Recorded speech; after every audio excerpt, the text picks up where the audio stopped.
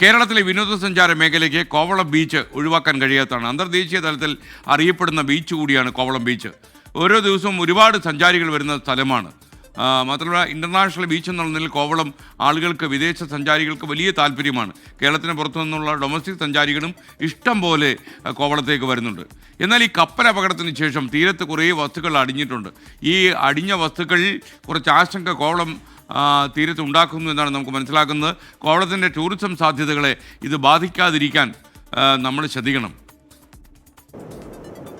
Tourism മേഖലയ്ക്ക് അനന്ത സാധ്യതകൾ നൽകുന്ന വിനോദസഞ്ചാര കേന്ദ്രം കോവളം. ഒരു കപ്പൽ മറിഞ്ഞത് ഈ തീരത്തേക്ക് എത്തിക്കുന്നത് വലിയ ആശങ്കകളാണ്.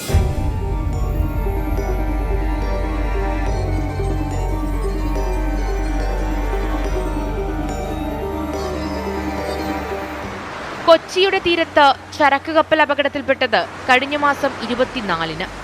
ദിവസങ്ങൾക്കിപ്പുറം കോവളത്തിന്റെ തീരത്തേക്കും മുങ്ങിയ കപ്പലിൽ നിന്നുള്ള വസ്തുക്കൾ അടിയുന്നു. വെള്ള നിറത്തിലുള്ള പ്ലാസ്റ്റിക് എന്ന് തോന്നിപ്പിക്കുന്ന വസ്തുക്കളാണ് തീരത്തെത്തിയത്. പ്ലാസ്റ്റിക് നിർമ്മാണത്തിനായി ഉപയോഗിക്കുന്ന പോളിപ്രൊപ്പിലീൻ തന്നെയാണ് വസ്തു.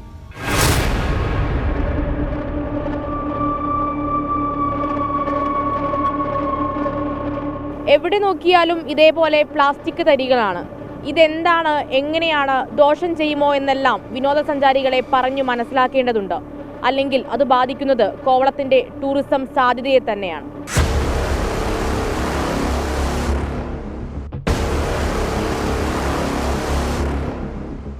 കോവളത്തെത്തുന്ന വിനോദസഞ്ചാരികൾക്ക് ഈ വസ്തുക്കൾ ഉണ്ടാക്കുന്ന ആശങ്ക ചെറുതല്ല.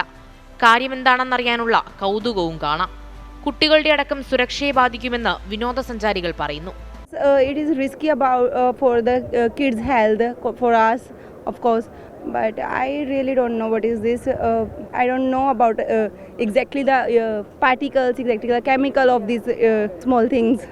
Sometimes there are small kids, they don't know what is this. They eat it, they nuggle it. These are risky, obviously.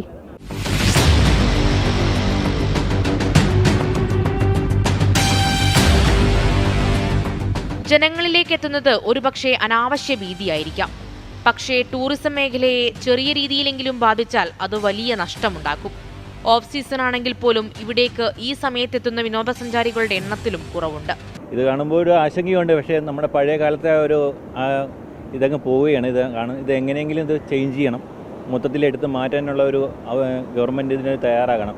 ഇല്ലെങ്കിൽ ഇത് തന്നെ നമുക്കൊരു ഹസാഡായിട്ട് വരും. കാരണം ഇത് എന്ത് സാധനമാണെന്ന് നമുക്ക് ആർക്കും അറിയില്ല. നേരത്തെ വന്നതുപോലെ അത്രയും ആൾക്കാരില്ല ഇവിടെ.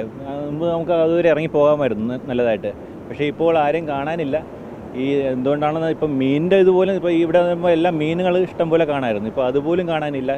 സഞ്ചാരികളുടെ സുരക്ഷയും കൂടുതൽ പേരെ ആകർഷിക്കുക എന്നതും ഒരു ലക്ഷ്യമാണെന്നിരിക്കെ കോവളത്തെ കൂടി കാര്യമായി പരിഗണിക്കേണ്ടതുണ്ട്. ഇനി ഉണ്ടാവുന്ന ഭീതി അനാവശ്യമെങ്കിൽ അതും മനസ്സിലാക്കി കൊടുക്കേണ്ടതുണ്ട്. കോവളം കേരളത്തിന്റെ ടൂറിസം വികസനത്തിന് തുറന്നു നൽകുന്നത് അത്രത്തോളം സാധ്യതകളാണ്. മേഘ്ന മുരളി, 24, തിരുവനന്തപുരം. എന്തായാലും ഈ കോവളത്ത് അടിഞ്ഞുകൂടിയ ഈ സാധനങ്ങളൊക്കെ അവിടെ നിന്ന് എത്രയും പെട്ടെന്ന് മാറ്റേണ്ടതാണ്. നമ്മുടെ ടൂറിസം സാധ്യതയ്ക്ക് പരിക്കേൽപ്പിക്കുന്ന കാര്യമാകരുത് ഇത്തരം സാധനങ്ങൾ.